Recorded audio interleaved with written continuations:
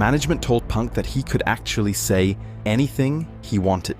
Vince's idea was for Punk to vent his frustrations, hoping it would make him feel better. That's exactly what he did. And I'd like to think this company will be better after Vince McMahon's dead, but the fact is, it's gonna get taken over by his idiotic daughter and his doofus son-in-law and the rest of his stupid family. Maybe I'll go back to Ring of Honor. Hey, Colt Cabana, how you doing? Punk was unapologetically himself, wreaking havoc on the mic, but he crossed a line when he wanted to tell a private story about Vince McMahon. Do this whole bully camp?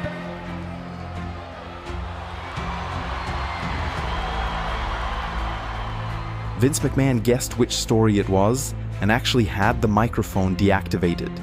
The production team was instructed to make sure Punk's voice couldn't be heard at all. That's why the camera microphones in front were also muted.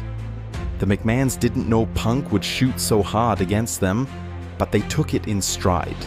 After all, they had given him the opportunity to get his frustrations off his chest. But Punk claimed that it wasn't just his frustration, but also the frustration of his colleagues.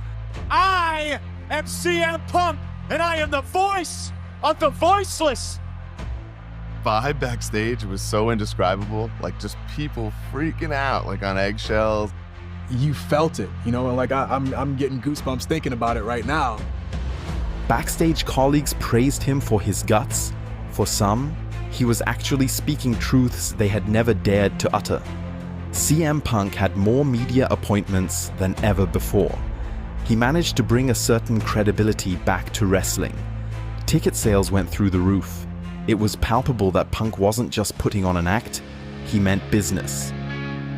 Mr. McMahon, he's a greedy, soulless These real shoots evolved into a legendary feud, Punk versus Cena. For years, the two had been in a real-life rivalry. Punk wanted to be the best, and Cena was always standing in his way. For instance, CM Punk was supposed to win the 2008 Royal Rumble, but then John Cena came back from injury in record time and threw a wrench in the works. When Punk first worked with Cena, he made it clear right off the bat who was boss, who determines the move sequence in the match. In other words, who does the so-called calling. Mike Chioda was the referee, and I remember locking up with John, and he started going, tackle drop down, hip toss, he starts like calling all this shit, and I remember just looking over at Chioda, and I go, Mike, who the is calling this match? John just went, oh, okay.